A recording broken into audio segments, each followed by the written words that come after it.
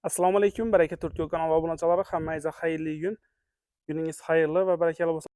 4 yo'l aeroport polasa 9 etajli domning orqa tomonida 12 sotixlik ipotekalar qatorida hovli joy sotilyapti. Dokumentlari 100% tayyor. Egasini aytish bo'yicha, egasini nomerini pastda videoning sarlavhasida yozib qoldiraman. Baraka Turk kanaliga obuna bo'lib qo'ying. Bu xonadonning o'lchami umumiy yer maydoni 5,5 sotik deb turibdilar. Огородlar Toshkent Sipasum 50 tarafında qoldirilgan joyni. Beram chiroylatib, bir narsalarni ekib qo'ysangiz bo'ladi. Daraxtli, mevali daraxtlarni yoki bo'lmasam gullarni chiroylatib ko'kartib qo'ysangiz bo'ladi.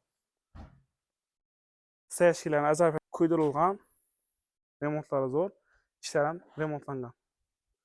Baraka Turk kanaliga obuna bo'lib qo'yishdan chiqmasin, videoning oxirida manzilni, narxini qo'ldan kelsa tushuntirib o'tamiz. Egasini bemalol aloqa chiqarasiz. Umumiy yer maydoni 5,5 sotik. Abina joyni ichi. Kiramiz, hol polni teplый pol ishlangan, patologlar, natijada patolog ishlangan. Bu yerda rakovinasi qo'yilgan. Chap qo'limizda bir dona zal. Chap qo'limizdagi zalni ko'rishingiz mumkin. Bu yerda ayollar alohida o'tirsa bo'ladi. Bu yerlar ham natijada patolog ishlangan, pollar ham ishlanib turibdi. Hamma narsasi qoladi, televizorlari, hech narsasi ketmaydi, hamma narsasi qoladi. Hozir bu yerda konditsioner bor, konditsioner ham qoladi ekan. Egasini nomerini videoning sarlavhasida yozib qoldiraman. Bo'lgan yana shu kacheliya ketadi. Kacheliya ketadi ekan, boshqa hamma narsa qoladi. O'ng qo'lda yana bir zal bor. Yurib turalaringiz. Bu yerda shkaf, stol kursilari hammasi qoladi. Pardalarni chiroylatib o'rnatib qo'yibdilar, natijada patolog ishlangan. Dokumentlari 100% tayyor. Egasini aytish bo'yicha dokumentda muammo bo'lmaydi. Chap qo'limizda katta bir dona spalniy bor. Spalniy ham kichkina emas, tayyor xonadan kelib yashab ketaverasiz. Bu ham konditsionerlari bor.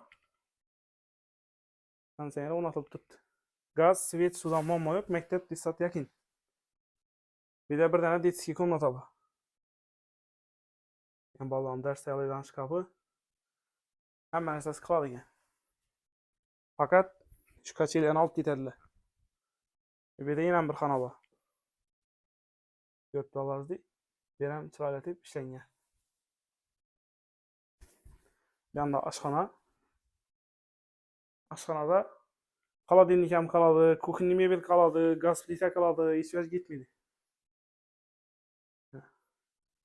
Chap qo'limizda sanuzel bor. Sanuzelda Ariston bor, nasos bor, suv sovuq suv keladi. Kir mashina qoladi. Sanuzel ham tayyor. Chiroylatib ishlangan. Keyin oshxonadan chiqqanda barbekyu zona bor. Bu yerda shashlik pashlikani chiroylatib pishirasiz, xudo xolasa. Düzib taqlab qo'yasiz. Joyni umumiy narxini keladigan bo'lsak, narxi $60,000 aytilib turibdi. 1-2 so'm xayrana qaytib kelishib beriladi. Egasini bemalol aloqa chiqarasiz. Ustida kelishiladi. $60,000 aytilib turibdi. Narxi. Hammaga rahmat. Bu yon tarafimiz konserva zavod tarafdan kirib kelish. Gilam baza tarafdan. Bu yerda Nargiz marketda hamma biladi, shundan kirib kelasiz. Bu yerda yana shit bor. Shitdan o'tasizdan shundan zikashdan aylanib, zikashdan o'tib kelasiz. Bu yerda dar ko'cha bor keyin. Kichkina dar ko'cha bor.